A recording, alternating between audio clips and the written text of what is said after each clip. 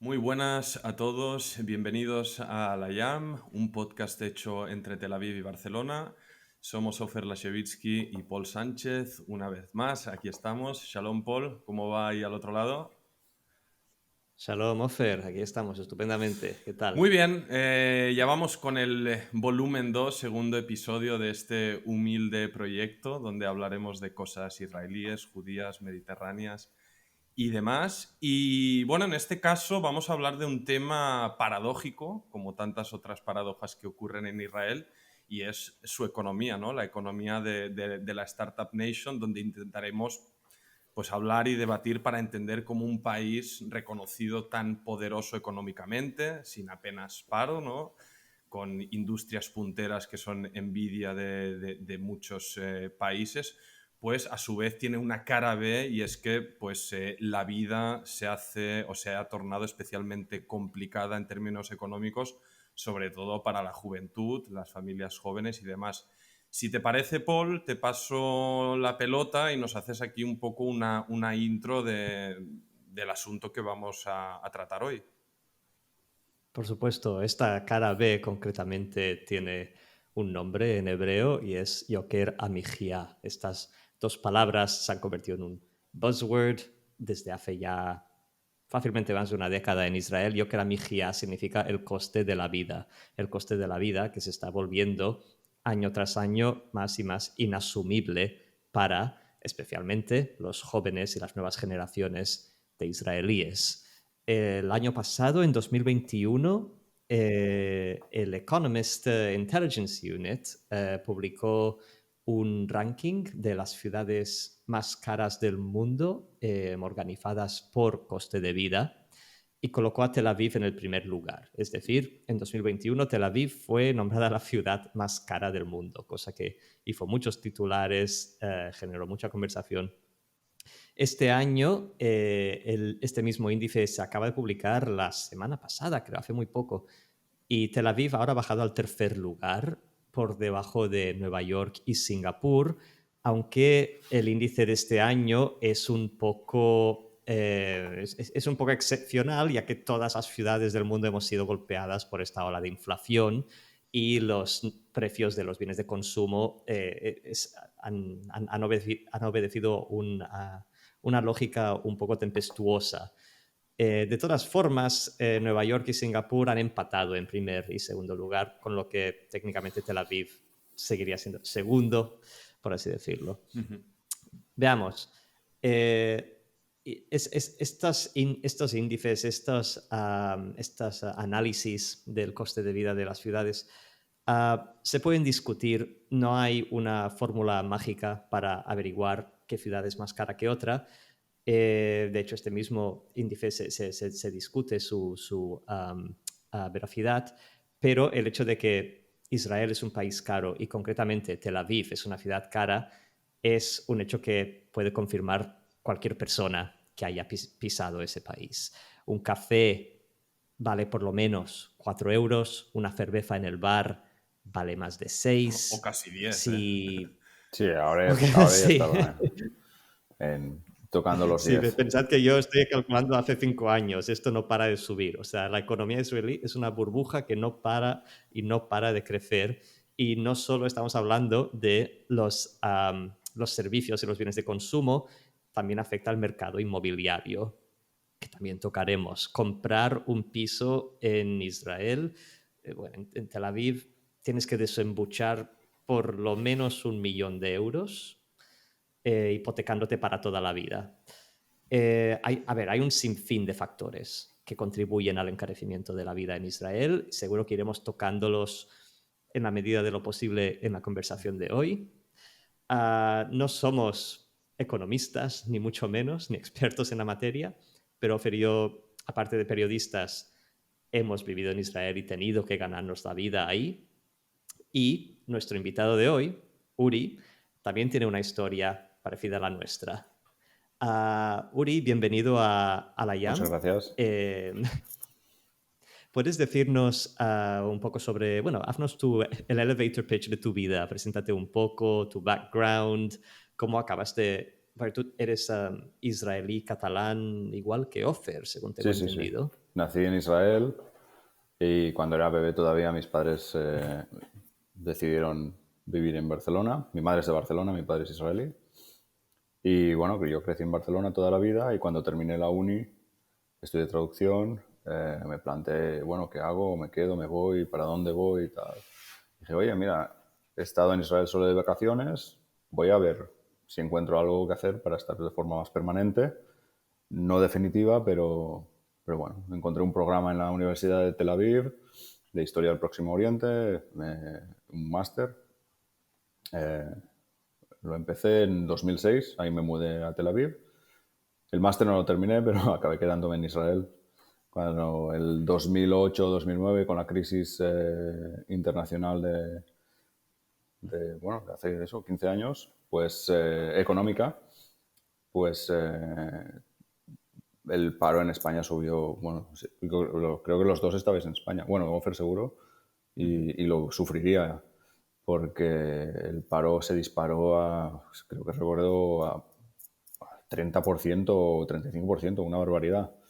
Y dije, bueno, voy a volver para estar en paro y vivir con mis padres o me busco la vida en Israel, que más o menos está pasando bien la crisis. Bueno, encontré trabajo y el resto es historia. Me quedé en Bueno, Israel hasta... Eso es un tema interesante. Realmente la crisis económica del 2008 no se notó mucho Casi en no se Israel, notó. ¿no? O sea, Ofer y yo fuimos mucho más tarde. ¿Cómo viviste tú la crisis mundial desde Tel Aviv? Como si no pasara nada. Yo veía en España pues amigos que se quedaban en paro, leía las noticias, veía que el paro juvenil al 50% de la gente hasta los 35 años. En según qué provincia, el paro general, creo en Cádiz llegó al 50%, que es increíble.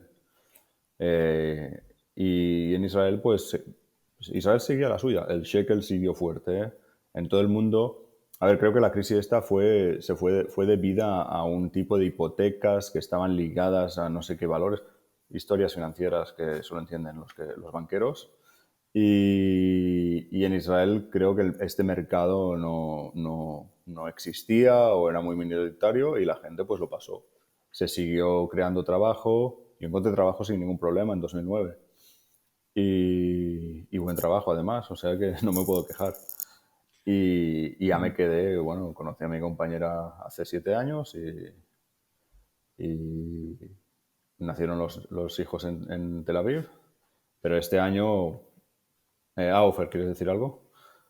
sí, no, no quiero que nos avancemos en la historia, Uri. Vale, Bueno, vale. también hacemos un disclaimer aquí que Uri y yo somos buenos amigos de nuestras respectivas familias hace prácticamente toda la vida y que para mí como periodista también es algo que disfruto especialmente, además de hablar con fuentes políticas o diplomáticas y demás. Creo que a veces es muy útil mirar a nuestro entorno y buscar entre la gente de confianza que tenemos pues para hablar de historias con gente con quien tenemos afinidad y que consideramos también que pueden aportar. Y no quiero llegar a la etapa final de tu vida, Uri, sin que repasemos Vale, un vale. poco el inicio y vamos a intentar entre los tres dibujar o explicar a nuestra audiencia cómo era el Tel Aviv de entonces y ya llegaremos a cómo es el Tel Aviv del que finalmente pues, optaste por abandonar. En 2006 tú llegas a Israel, si no recuerdo mal, en plena guerra o final de la guerra del Líbano de 2006, por tanto era un país radicalmente diferente, sin una industria masiva de turismo, bueno, en Israel pasan muchas cosas y hay muchos cambios rápidos, ¿no? Pero me gustaría que nos explicaras cómo era un poco el Tel Aviv al que llegaste como joven universitario. Al final tú no habías vivido todavía en Israel y también que nos hables un poco en términos económicos micro, ¿no? A lo que afectaba a tu bolsillo, ¿no? ¿Qué es lo que pagabas, ¿no? Por tu primera habitación de alquiler, cómo eran tus salidas nocturnas a nivel de pasta, ¿no? Un poco cómo era tu vida, ¿no? Cuando aterrizaste en Tel Aviv. Bueno, en 2006, ahí ya eran los últimos años de la Tel Aviv más relajada, digamos, para el bolsillo. Los precios empezaban a picar un poquillo, pero se podía vivir. Yo podía vivir. Yo llegué pues con pocos recursos, vamos, lo que tenía de ahorros para pagarme el máster y poder sobrevivir 2 años. Tuve que trabajar un poquito, como soy traductor, pues siempre el trabajo remoto para mí siempre ha sido presente. Y justo con un cliente que tenía en Barcelona, pues pude seguir trabajando una vez a la semana o así y ganarme un poco de sobresueldo para vivir más a gusto y sin tener que hacer demasiados esfuerzos. Pero sí que todavía el centro de Tel Aviv ya estaba bastante gentrificado. Ya había bares y restaurantes ya bastante más exclusivos, pero todavía no era algo generalizado como ahora. Y todavía podías ir a Florentín y era el barrio hippie, eh, con fiestas en casa, fiestas en la calle. Eso terminó al cabo de poco. Yo creo que pillé quizá los últimos 2 años que eso existió, creo a partir del 2008 o 2009, empezaron a cerrar las fiestas en la calle, empezaron a construir vivienda nueva en Florentín y ahí es cuando ya se desbocó el caballo económico empezaron a subir los precios sin parar hasta llegar a la situación de hoy. Pero bueno, como estudiante extranjero, Es interesante que menciones Florentín, sí, porque tanto Ofer como yo vivimos en ese sí, sí, barrio. sí. Sí, ¿tú en qué Yo barrio viví, viviste? el primer año estaba en la residencia universitaria en Ramat Aviv, no cuenta. Ujú. Y luego ya me fui al centro de Tel Aviv. Estuve pues en una callejuela entre Kikar Rabin, la Plaza Rabin y el Dizengoff Center. Bajando Frischman, una de las primeras calles que cruzan.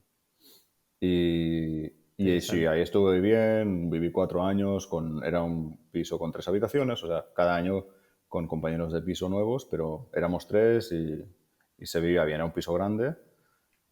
Y cuando entramos el precio era no era barato, pero no era caro, no se lo podíamos permitir. Entre tres, además, pues te repartes el de esto y a partir de ahí, pues cada año subía el alquiler entre 250 y 500 euros cada año.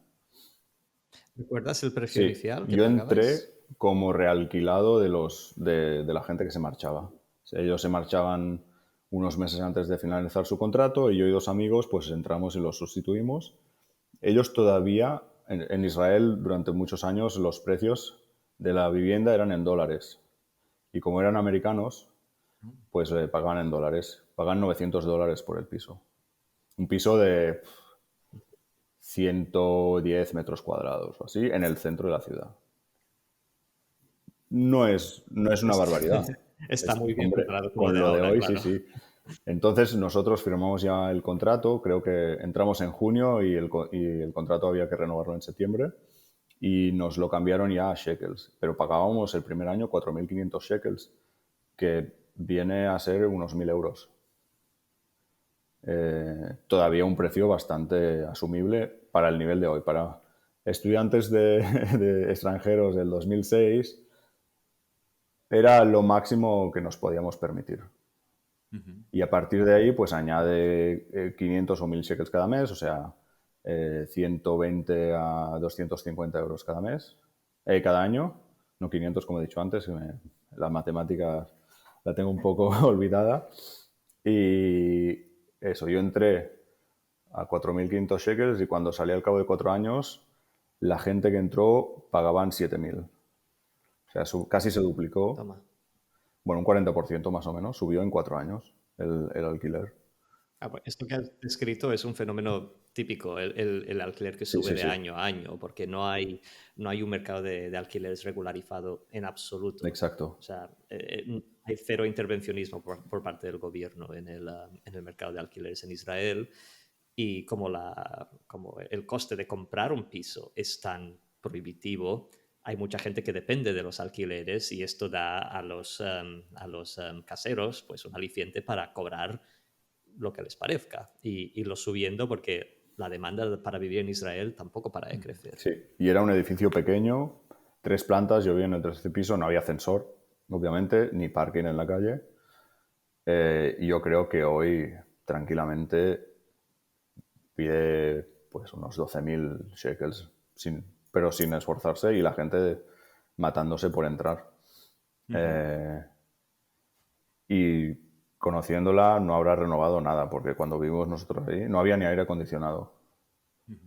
Igual hoy igual hoy ya lo he puesto, pero hasta 2011 que vivía ahí no había aire acondicionado, estábamos con ventiladores por toda la casa en verano y es que nada, todo se iba deteriorando y no, para que cambiara una cosa había que pelearse por teléfono, cosas de infraestructura, o sea, no son cosas que nosotros utilizábamos directamente. Obviamente frigoríficos y tal, pues nos encargamos nosotros, pero si se rompe Ahí un grifo lo quiero, tiene que cambiar ella. ahí quiero entrar, ¿no? Porque ese es un Sí, tema de debate, ¿no? Todas esos problemas logísticos, inseguridades, estafas y demás que uno afronta entrando en la jungla del alquiler, no solo en Tel Aviv, sino al final también en todo lo que sería el centro del país, el corredor que une Tel Aviv y Jerusalén, las circunstancias son similares. Pero antes de seguir ahondando pues centrándonos en la historia de Uri, nuestras impresiones, Paul, creo que estaría bien explicar un poco a nivel macro el por qué se ha encarecido tanto la vida en todos los sentidos, el cesto de la compra, el alquiler, las hipotecas, las guarderías, todo, ¿no?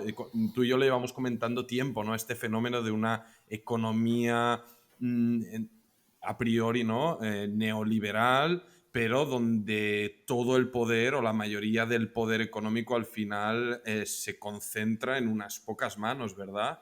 Tú esto, Paul, es un fenómeno Sí. que hace tiempo, ¿no? Que te interesa y que escuchas y bueno, creo que es importante un poco hacer esta mirada para entender el por qué el precio final de la vida es tan insostenible. Claro, no hay un solo motivo por el cual la vida en Israel sea tan cara, pero sin duda podemos rastrear los orígenes de esto al momento en que se liberaliza la economía del país, que es en los años 80, porque un fenómeno muy interesante de la historia de Israel es que, bueno, es un país que por ahora tiene poquito recorrido histórico, es un país relativamente joven, que tiene 80 años, si no me equivoco, o 75 70. haremos. Eh, sí. 75, ahí está. Pues los primeros 30 años de su vida, este fue un país marcadamente socialista, incluso con tintes de comunismo. Hasta que en los años 80, debido a debido a sus políticas proteccionistas que dificultaban pues, importar productos del extranjero, es decir, se priorizaba la producción a nivel nacional para, bueno, estimular la economía del país desde dentro. Era un poco la apuesta de los primeros gobiernos de Israel, el crear un mercado de cero, por así decirlo, con sus propias manos. Pero esto fue ligado con políticas muy proteccionistas que, como digo, dificultaban las importaciones y esto hacía que subieran los precios porque no había competición y se llegó a una mini crisis de inflación en los 80 en la que se tuvo que liberalizar el mercado y lo hizo el gobierno, creo que si no me equivoco, el primer gobierno de derechas del país, que fue el Likud, el mismo que, bueno, hoy en día encabeza Bibi Netanyahu. Entonces era un partido muy distinto, era más un partido político, por así decirlo, normal. Ahora es el partido de Bibi, es un partido de personalismos. Pero entonces, cuando ganó el Likud, este partido conservador de derechas por primera vez, con Menachem Begin a finales de los 70, y luego de nuevo con Yitzhak Shamir a lo largo de los 80, se liberalizó la economía del país y se convirtió en un... Bueno, es que Israel abrazó el neoliberalismo de forma brutal. Dicho eso, a día de hoy continúan quedando dejes de sus antiguas políticas proteccionistas, con lo que sigue siendo muy difícil importar, por ejemplo. Ah, y si le sumas a esto la rabiosa competitividad que hoy en día tenemos dentro del país, Esto es uno de los factores que lleva, por ejemplo, a que suban los precios. Otro tema que vale mucho la pena mencionar es los monopolios. Es un país que está plagado de monopolios. Es decir, cuando se liberalizó la economía, como suele ocurrir en cualquier país socialista que de golpe abre el mercado, todo el mundo corre a hacerse con cualquier propiedad, a hacerse con cualquier nicho de mercado, pero los mejores conectados, los que ya tenían dinero para empezar, hay ciertos grupos que, digamos, se hacen con más recursos antes que el resto. Y esto llevó a un mercado lleno de monopolios, es decir, donde muchos sectores de la economía estaban controlados por muy pocas personas, y esto también perdura hasta hoy. En 2014 se pasó una ley para combatir los monopolios y promover la competición. Y ha surtido algo de efecto. O sea, sé que los magnates, como el magnate del gas, Shuba, y la empresa de lácteos, Nuba, perdieron mucho dinero a raíz de esta ley, pero seguimos teniendo un mercado dominado por gigantes. Y permíteme ahora para ir del macro un poco a lo terrenal, a lo que... Un poco para contrastar los datos, ¿no? Cuando se habla, claro, tú buscas cuál es el salario medio de Israel, buscas y dices, ostras, suele estar por los 11.000 y pico shekel, que al cambio sería unos 3.000 euros, y uno dice, vaya, un salario medio de 3.000 euros, si lo pasas, ¿no?, a los estándares de vida de Barcelona o cualquier capital europea, parece un sueldo más que decente. Ahora, hay que mencionar que es un dato, el sueldo medio es un dato trampa. Israel es un país que va a dos velocidades. Hay dos trenes. Un tren de alta velocidad donde está subido un 9-10% de la población, que es la gente, sobre todo joven, que trabaja en la industria del high-tech, de las nuevas tecnologías, cuyos sueldos, al menos basándome entre colegas míos, no suelen bajar de los 30.000 shekel. Por tanto, estamos hablando de casi el triple de este salario medio. Pero al final, la vasta mayoría de gente, profesoras, médicos de la salud pública, cajeros de supermercado, conductores de autobús, vaya, la fuerza de trabajo que hace operar Israel o cualquier país, lucha con sueldos de 6.000 a 8.000 shekel, que cuando ahora empecemos a hablar de lo que realmente cuestan las cosas, uno podrá comprobar cuán difícil se hace. Por tanto, este es un dato muy importante, ¿no? Porque este ya le gustaría a la mayoría de israelíes tener este sueldo medio de 12.000 shekel a cada miembro, ¿no?, de la unidad familiar, lo que tampoco garantiza el cielo, pero al menos sí que les haría ir con menos problemas. En tu caso, Uri, claro, tu vida de aquel estudiante en busca de nuevos horizontes de 2006 cambia radicalmente, ¿no?, cuando con tu pareja, con Laura, pues pasáis a ser padres, por segunda vez además, y afrontáis una realidad vital completamente distinta, ¿no? Tal vez no hace falta que menciones, bueno, tú mismo, ¿no?, lo que ganabas o dejabais de ganar, pero un poco a términos económicos familiares, cómo cambia todo el momento en que nace tu hijo y tienes que afrontar todos los gastos y responsabilidades que eso supone, ¿no? ¿Cómo te cambia el panorama, Uri? Hombre, tienes que empezar a tomar decisiones ya que impactan no solo a ti solo. Pues mira, yo como soltero pues vivía donde quería, donde podía y no había ningún problema. Pero claro, de repente pues tienes que empezar a comprar cosas para bebés y tal, y todo es nuevo, o sea, no sabes qué hacer. Pues nosotros hemos tenido suerte y ya encontramos un piso en Yafo, que estaba por debajo del precio de mercado, no de alquiler, ¿eh? Y vivimos allí unos años hasta que nació la segunda hija y ahí nos tuvimos que marchar y nos encontramos con la realidad de, ¿a dónde vamos?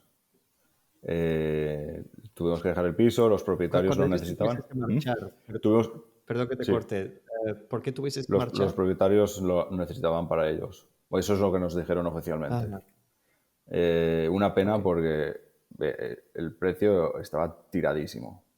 Eh, y eso sí, vivíamos en un callejón cerca de Ajami y claro, todo es una zona donde todavía no iba mucha gente y que toda la gentrificación no había llegado. Ahora yo creo que ya está en el límite de la gentrificación de Yafo. Pero claro, tuvimos que buscar un piso nuevo con una bebé de 2 meses y un niño de 2 años y la perra. Y entonces ya habíamos decidido que nos íbamos, que nos marcharíamos de Israel, pero estaba pendiente pues, de gestiones de inmigración y tal, que al final se demoraron 3 años, o sea que todavía teníamos que necesitábamos un sitio para vivir permanentemente. Y la búsqueda de piso fue dura porque nos marcamos un presupuesto límite y no había nada, pero casi nada. Y al final pues tuvimos que pasar el presupuesto y pagar más de lo que queríamos por un piso que era nuevo de alquiler, pero era muy pequeño. Tenía ascensor, tenía parque en subterráneo. Creo que era, además en Sderot Yerushalayim, en la calle principal de Yafo, creo que era el primer edificio nuevo que se construía. Y Para poner esto en perspectiva, ¿en qué año fue el esto que buscasteis este piso? 2019. O sea, no hace tanto, hace Así 3 años. ujú. Y Pero más de 10 años desde que sí, llegaste a claro. Israel Yo por primera cuando, vez. yo cuando me mudé a Yafo era porque ya tenía un sueldo y podía permitirme vivir solo.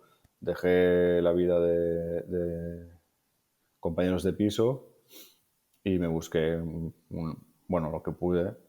También con lo que ganaba y me encontré un piso que era muy pequeño, Ofer estuve, era una caja de cerillas, pero vivía solo, vivía muy bien y además estaba a 2 minutos del mercado de las pulgas, del Shuk HaPishpishim de Tel Aviv, que ahora está muy de moda, pero entonces solo empezaba a estar. Había un par de tiendas ahí más de moda y había 2 bares. Ahora está, que son todos restaurantes y bares y cada uno te cobra más que el otro. Eh, Aquí me interesa hablar de Uri, porque aparte yo lo viví muy cerca tuyo. Bueno, al final hemos vivido un poco, hemos bebido de la misma agua, ¿no? En este sí, sentido, de la falta de la completa falta de seguridad que uno tiene bueno, como persona que alquila, ¿no? Porque para empezar, la mayoría de los contratos suelen ser de un solo año, lo que sí. cuando eres joven y soltero, bueno, pero cuando uno tiene ya una vida con familia, necesita o requiere de cierta estabilidad en la vida. Y no solo ello, sino que los contratos suelen estar repletos de cláusulas completamente abusivas en las cuales quien paga ese alquiler se siente totalmente vendido y a merced pues de la voluntad de los propietarios, que desgraciadamente en muchos casos no es muy buena. Y claro, la sensación de frustración es muy grande, porque hablando en plata, ¿no? Yo, Uri, yo recuerdo estar pagando al cambio lo que sería aquí casi 1.500 euros por un habitáculo de apenas 40 metros cuadrados, donde ahí nació mi hija, y dices, ostras, estoy pagando una fortuna por algo que realmente no lo vale. Si dices, estoy pagando una pasta, pero bueno, tengo unas condiciones de vida tal, pero no es así. Y luego tú vas a tener una avería, te va a entrar un agua, te va a haber una cañería y básicamente te las arreglas o te las arreglas y te ves en la mayoría de situaciones desembolsando de tu propio bolsillo pues para hacer arreglos de una casa que no es la tuya. Y eso es algo que merma mucho. El que tiene la fortuna de tener un piso de propiedad o una casa de propiedad de la familia lo tiene solventado, pero eso es una minoría, ¿no? Y esto, Uri, tú lo viviste. Me gustaría que me hablaras incluso de cómo era, ¿no? Tenías un contrato muy raro, si no recuerdo, el propietario podía hasta entrar en la casa para enseñarla y tal. Y un Sí, poco hablar de si eso realmente, bueno, ya acabó de propiciar que pensarais en hacer las maletas y buscar pues una vida más estable. Sí, sí. Pues eso era, a ver, es una cláusula bastante estándar que te ponen que si el piso está, si el piso lo ponen en venta, tienes X días para dejarlo, suelen darte como mínimo 3 meses. Y luego, pues eso, que el propietario o el agente inmobiliario que toque puede entrar. Obviamente tienen que acordar contigo, no tienen llaves, pero es lo que nos pasó. O sea, tuvimos que marchar del piso baratísimo a otro más caro, casi el doble de alquiler y menos espacio. Y al cabo de un par de semanas nos dice que lo pone en venta. Y bueno, empieza un desfile y lo puso en venta por mucho dinero. Se empezó un desfile de agentes inmobiliarios y clientes potenciales que solo lo interrumpió el COVID. Cuando hubo la primera cuarentena, pues no vino nadie durante 2 meses, pero luego es eso, o sea, a la que abrieron todo, la gente volvió a salir a la calle a hacer la suya. Nosotros ahí habíamos decidido que dejábamos ese piso. Todavía no habíamos solucionado el tema de la inmigración para marcharnos, pero tuvimos suerte de encontrar un piso donde había vivido una amiga durante muchos años y tenía buena conexión con los propietarios. Y ahí encontramos pues el último piso donde vivimos en Jaffa también, al lado de Bloomfield, del estadio. Estuvimos muy bien ahí. Por suerte también pagamos un poco por debajo del mercado, que nos alivió, pero era solo por la conexión personal que tenía nuestra amiga con los propietarios. Claro. Un tema que no hemos mencionado tampoco a nivel de coste de vida, hablando de tener hijos y demás, son las guarderías. Es el segundo alquiler. ¿Qué tema? Háblanos del precio de las guarderías en Israel para el público extranjero que no sabe Sí, lo que se pues pierde. en Israel son privadas, es todo privado hasta los 3 años y a partir de los 3 años hay guardería pública. ¿Qué pasa hasta los 3 años? Que en Tel Aviv tienes que pagar un alquiler doble, básicamente. Te vale tranquilamente 1.000, 1.500 € al mes llevar a un hijo a la guardería. ¿Tienes más de uno? Pues pagas el doble. Ahí también tuvimos suerte. Las guarderías en Yafo eran más baratas que en Tel Aviv, una diferencia de unos 300 € al mes, más baratas de media, y podías encontrar cosas más baratas, pero ya eran cosas en el salón de casa de alguien con cero seguridad. Y claro, si quieres un mínimo de garantías de que tu hijo no se abre la cabeza con un canto, pues toca ir a un sitio un poco más caro y más grande y pagar. Y claro, Porque en Israel se sí, lleva mucho también el tema de los sí. apaños. Ahí, Al final hacen falta apaños para sí, sobrevivir. yo O sea, la vida en Tel mis Aviv. últimos 5 años, que fueron eso, los años con hijos y tal, pues nos ahorramos muchísimo dinero gracias a los apaños, porque es que si no hubiéramos salido de ahí pelados. Claro, es que Sí es. para que nos entienda la gente, voy a hacer un poco de generalización a nivel pasta y hacerlo fácil, ¿no? Pero vamos a decir que en la pareja los dos están cerca de ese sueldo medio. Vamos a poner que cada uno llega a ingresar unos 10.000 shekel, que es un buen dinero al cambio en euro, ¿no? Dices, bueno, ingreso 20.000 shekel.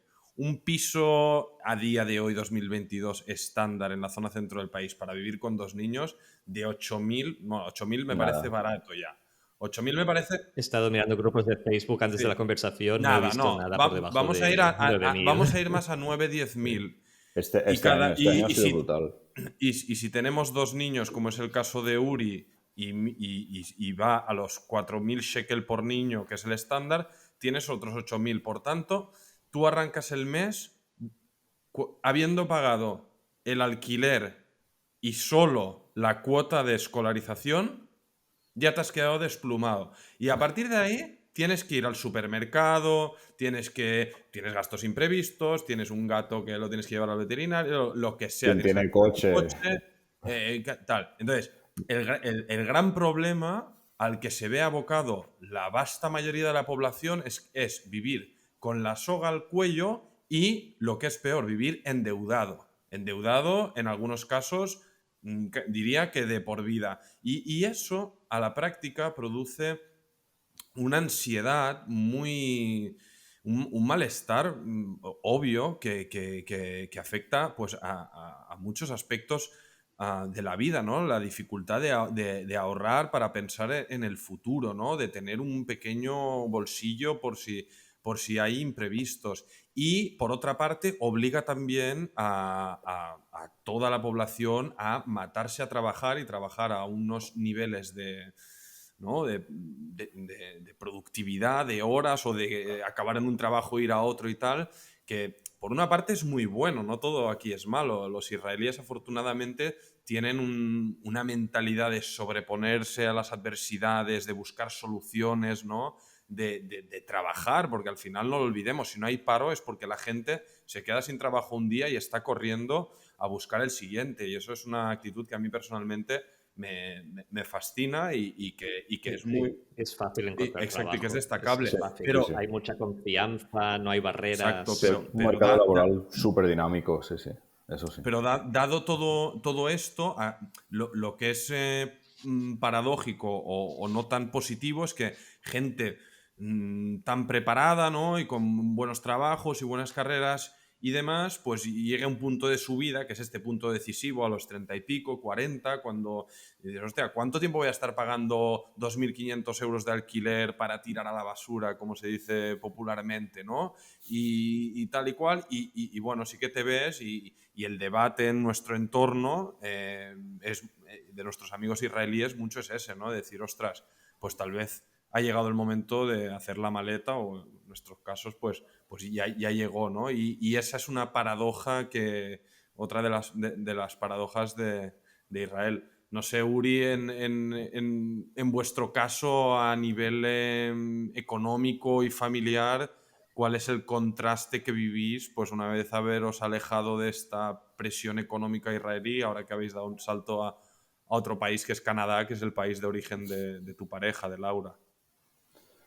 Bueno, hombre, aquí barato no es, pero los sueldos son más altos. Hombre, este año ha sido muy duro, los precios han subido aquí muchísimo, un 20%, como en todo el mundo. Y la gente lo nota, pero aún así es más barato que Tel Aviv. La vivienda, que es de las ciudades más caras del Sí. mundo aquí, también yo lo comparo, si lo comparo con Tel Aviv, me suena más barato. Y el nivel, el nivel de la vivienda es mucho más alto aquí. O sea, está más controlado el tema de las responsabilidades de los propietarios y las cosas están más arregladas. Puedes encontrar también chapuzas, obviamente, eso existe en todo el mundo, pero por lo menos lo que ganas y lo que gastas es mucho más proporcional de lo que sería en Tel Aviv. Yo en Tel Aviv no podía ni pensarme en comprar un piso. En Tel Aviv imposible. Este año, justo, recuerdo además, estuvimos en casa de un amigo que se gana bastante bien la vida y su marido también, y están de alquiler y no pueden comprarse en Tel Aviv. Y ellos ganan, yo creo que se van a bastante más de la media.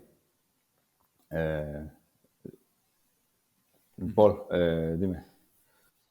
Sí, perdón, no, que esto me ha hecho pensar, o sea, nosotros somos tres personas que hemos emigrado a Israel, hemos vivido ahí un tiempo y al final hemos salido, como quien dice, con el rabo entre las piernas, pero nosotros venimos de fuera.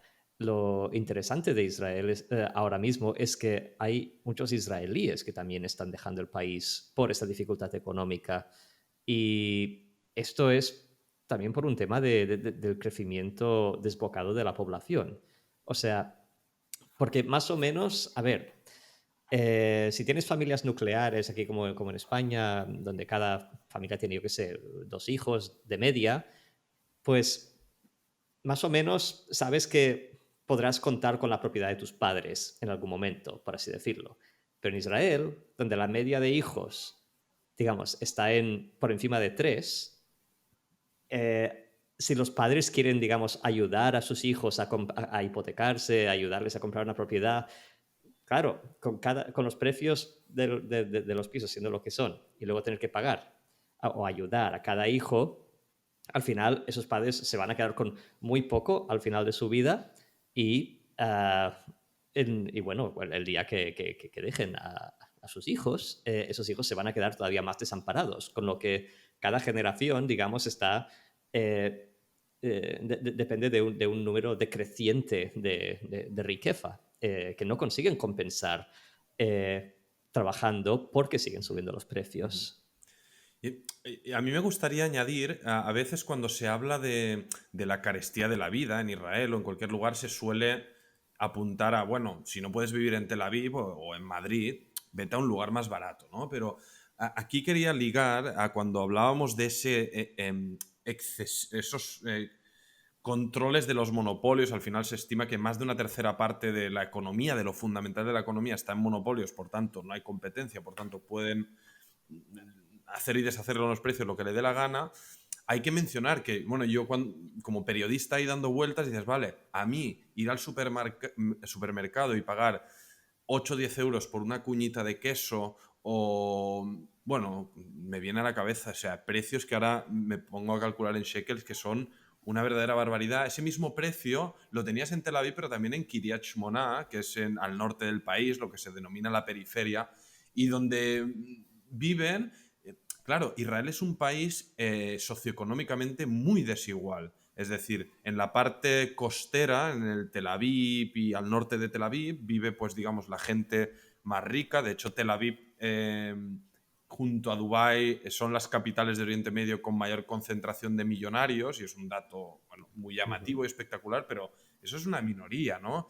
Y al final, ostras, a lo largo y ancho de Israel, un país muy pequeño, pero viven sectores como los palestinos residentes en Israel, los árabes o los judíos ultraortodoxos, que viven en capas socioeconómicas y muchísimo más bajas, ¿no? Pero al final, a la hora de pagar ese queso, esa barra de pan, ese zumo o lo que sea, en una red de supermercados Rami Levy, el precio más o menos va a ser el mismo, ¿no? Así que un poco también para alejar ese mito de, bueno, si no puedes vivir bien o comprarte un piso en el centro, pues te vas fuera, ¿no? Fuera, o tienes el privilegio de ser de una familia de un kibutz o una comunidad establecida y tener propiedad y demás, o al final más o menos también vas a tener que lidiar, ¿no? con esos problemas. Yo quiero añadir ahí, pues, quizás es más trivial, pero el ocio es incluso más caro lejos de Tel Aviv que en Tel Aviv. Salir a cenar o a tomarte una cerveza es más caro en Sderot, que está enganchado a Gaza, o en Kiryat Shmona, que está tocando el Líbano, que en Tel Aviv, porque en Tel Aviv pues hay más competencia. Y al final, pues, igual pagas hoy en día 28 shekels por una cerveza, cuando en Kiryat Shmona o en Sderot, pues, o en Ashkelon puedes pagar 30, 32 shekels. O sea, tienes un euro de diferencia para tomarte una cerveza, que ya eres cara de por sí, y para cenar pues igual. O sea, una persona pues puede pagar 100 shekels para cenar, nada, un plato pasta y un zumo. Y en Tel Aviv igual pues te cuesta un poquito menos, 80, 90. Si no vas a un sitio, en Tel Aviv hay mucho restaurante gourmet, pero restaurantes medianos pues los encuentras a más... son un poco más baratos en Tel Aviv por mera cuestión de competencia.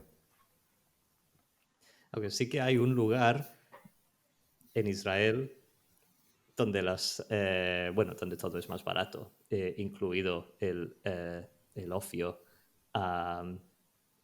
Estos serían los asentamientos. Sí, todo lo que está subvencionado por el gobierno.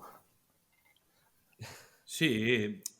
Me ha venido el dato a la cabeza recordando el whisky más barato que he bebido en Israel fue en un asentamiento chapuza cerca de Hebrón. Pagué, no sé, nada, creo que entre 5 y 10 shekels por un whisky. Sí, eso está bien, porque siempre, como ni el propio Israel tiene delimitadas sus fronteras, ni queda bien claro si eso es Israel o no, pero también vale la pena aclarar, ¿no? Sí que hay Bueno, está bien que lo hayas mencionado, Paul, porque al final sí que de puertas afuera sí que se considera, o cuando se habla de todo este asunto de los colonos y tal y cual, viene todo lo mesiánico y religioso y demás y tal, pero sí que aquí hay un tema fundamental, ¿no? Que es que la vasta mayoría de los más de 500.000 de personas que viven más allá de la línea verde, que viven en estos bloques de asentamientos cerca de la propia línea verde, muchos no van por ideología, sino precisamente por coste de la vida, porque en Ariel o en Maalea Dumim precisamente sí que puedes plantearte comprarte una vivienda unifamiliar, estás bien conectado por carretera a Jerusalén y a Tel Aviv, si no quieres enterarte de demasiado de lo malo que pasó en tu entorno, pues no lo miras y sigues con tu vida. Entonces sí que es interesante que lo hayas metido, porque a nivel económico, bueno, y esto también es un evidente prejuicio hacia la gente que vive en las fronteras reconocidas o legítimas, Ujú. pues que paga muchísimos impuestos y que tiene que luchar contra muchas adversidades, y luego si vas allá y bueno, el autobús está subvencionado, los alquileres o las casas están subvencionadas. Recuerdo de hecho que un Es autobús así, es judío así. desde Jerusalén a Hebrón era hasta más barato, la mitad de barato que el autobús palestino, pero bueno, a eso ya llegaremos Sí. en otro. Yo recuerdo en momentos de desesperación, aquello de que no me llega para llegar a fin de mes, estar trabajando de periodista e ir a los territorios y pensar, uff, Es una opción. qué Sí, sí. tentador. Hombre, Y con whisky aparte, subvencionado. Sí, sí. y aparte que Mm, en la carretera te puedes parar en un puestecillo de falafel de un árabe y pagar 5 shekel por un bocadillo, cosa que claro. en Tel Aviv creo que esos precios deben ser pues de los años 70 probablemente, cuando todavía no éramos Sí, ni proyectos de persona. Por tanto, sí que sí. la realidad es muy distinta. Pero bueno, Mm. em, Tengo una pregunta para Uri, porque hemos repasado tus años en Tel Aviv, pero en 2011 hubieron unas importantes protestas sociales por el coste de la vivienda en Tel Aviv, que por cierto nacieron como imitación de las protestas del 15M en España, donde la gente acampó, igual que en el 15M en Madrid y en Barcelona, la gente acampó en la avenida Rothschild para protestar contra el precio de la vivienda. ¿Tú viviste esas protestas? Sí, yo ¿Participaste? vivo muy cerca de Rothschild, o sea que pasé para ver las tiendas. Y luego lo que para mí era más importante de salir a manifestarse, pues hubo manifestaciones semanales durante 1 o 2 meses. Y salimos ahí y salió muchísima gente. ¿Y qué ha dado? Nada, porque todo así más caro. Al eso es. final, también el tema es que la sociedad israelí es un poco conformista y con ciertas cosas. Eh, y nadie quiere perder lo poco que tenemos, nadie lo quiere perder. Y salir a realmente a hacer una revolución, yo no lo veo en Israel. Ujú. Total, los políticos creo que lo entendieron muy rápido, que era 4 tiendas, bueno, no, todo el Rothschild eran tiendas, ¿eh? Las manifestaciones terminarían cuando terminara el verano y exactamente fue lo que pasó. Y la gente se olvidó. Ujú. Yo la verdad que casi ni me acordaba hasta que lo has mencionado. No, Eh, Ya no hay sí, sí, sí. manifestaciones, ya Fue, no... bueno, fue, ¿Cómo todo definirías empezó ahora ese año con las digamos, primaveras árabes y luego pues sí, las ondas expansivas llegaron a Occidente, en España. Recuerdo estar además en Barcelona ese año en mayo, que había gente acampada en Plaza Cataluña y luego al volver en Israel empezó ahí. Eh, pero no queda nada. De hecho, incluso la gente que lideró la movida, Stav Shafir y... Se me ha ido el nombre, que ha sido ministro de Transporte ahora. Itzik Shmuli, Itzik ¿no? Shmuli, bueno, Stav Shapir ya no participa en política, creo. Al menos se retiró hace un tiempo. Eh, Itzik Shmulik todavía está por ahí, ¿no? Dando vueltas. Pero Stab Sheffield sí que encabezó una ley que se llegó a aprobar para intentar mejorar el mercado de alquileres, a ver, no llegó a ningún pero sitio. papel Y al final, mojado, o sea, no al hizo final, nada. sí, sí. No, No era ley intervencionista, no se regulaba, o sea, no se imponía nada a los caseros. Al final era más como una guía de buenas prácticas para tanto caseros como inquilinos y se ha invocado muy poco desde que se aprobó, creo que en 2017. Así que sí, no me sorprendería que Stab Shafir ya no estuviera en Yo política. creo, no sé si Imagino que se ha estará retirado totalmente o se está tomando unos años, Sí, pero sí, creo entender que lo dejó. Estuvo en la Knesset, creo, 1 o 2 ciclos y luego se marchó. sí. Y Itzik Shmulik, yo no sé si se ha metido no, creo que no se ha metido, ¿no? No, La verdad estaba que en no lo el sé. Partido Laborista Abodá, pero bueno, como lo que queda de Abodá es entre Sí, poco y nada, pues no, y está relegado y Stav Shafir efectivamente, que fue la, ¿no?, cara visible de estas protestas masivas, también se ha retirado porque la vida política sí. israelí también es un combate de boxeo que es difícil aguantar. Y la Muchos palabra tiburones. la palabra en hebreo que es Yehush, ¿no? Y es lo que se habla cuando se mira en retrospectiva hacia estas protestas. Yehush significa hastío o cansancio, ¿no? Sí, sí, sí. A la traducción. Y realmente es lo que dice Uri. A pesar de todo y a pesar de todas estas complicaciones, parece que la gente, después de todo eso, entendió que no hay mecanismos para cambiar las cosas pues se tienen que tragar el sapo, ¿no? Ir con Sí, sí. eso. Y estamos hablando, claro, en este último año los alquileres subieron un 20%, es decir, si pagabas 8, hoy pagas 10.000. Todo esto, jolín, claro, y vuelvo a lo que decía al principio, ¿no? No hay paro, hay trabajo, hay en teoría buenos sueldos y tal, pero es que puesto a la práctica y puesto en las cuentas mensuales, lo hace insostenible y obviamente no estamos aquí hablando entre personas caprichosas ni que la mayoría de israelíes lo sean, ¿no? Pero sí, es una condena. No sé si antes de un poco llegar al fin, porque no, tampoco nos queremos extender mucho, y también queremos ser un poco por nosotros mismos y también por el carácter de este podcast, de ser, llamémoslo positivos o optimistas o lo que sea, pero no, que nos recuerde Suri un poco, ahora que ya hace unos meses que te has ido, más allá de este tema que hemos hablado, ¿qué es lo que echas de menos, ¿no? De tu vida en Jafo y de la gente, de la vida que tenías, ¿no? ¿Qué es lo que...? Porque al final yo y Paul lo hablamos todo el tiempo y hay muchísimas cosas que nos encantan y echamos de menos. No sé cuál mencionarías tú, tal vez. Hombre, lo primero, los amigos. Fue muy duro marcharse después de 16 años. Tengo amigos que conozco desde el primer día casi de estar ahí y fue muy duro marchar. Y claro, no poder vernos semanalmente o una vez al mes o cada 2 o 3 semanas, pues duele, duele. Por suerte estamos aquí y Laura tiene su entorno social que me ha acogido muy bien, y la simpatía canadiense, y eso ha ayudado a amortiguar el golpe. Y aparte de eso, hombre, de vez en cuando, no sé, cada día o dos tengo un flashback de, no sé, una calle de Tel Aviv o una plaza o un edificio, no sé, me viene un flashback, pero totalmente aleatorio. Y yo creo que es eso, es una ciudad que me ha gustado mucho, he vivido muy bien ahí, he tenido mucha suerte y, hombre, iré a visitar tanto como pueda. No sé si volveré a vivir, a menos que no sea una cuestión de vida o muerte, pero sí que he hecho mucho de menos la ciudad, el carácter de la gente para lo bueno y para lo malo, pero sobre todo para lo bueno. Siempre es una moneda de 2 caras el carácter israelí. Eh, Cuando no lo tienes presente, hay una parte que la echas de menos. Y, y bueno, un poco el clima, ¿eh? Ahora que estamos nevados aquí. Pero bueno, la verdad que no me importa tener un poco de nieve en invierno. Tener un invierno en casa está bien. Aquí las casas están aisladas.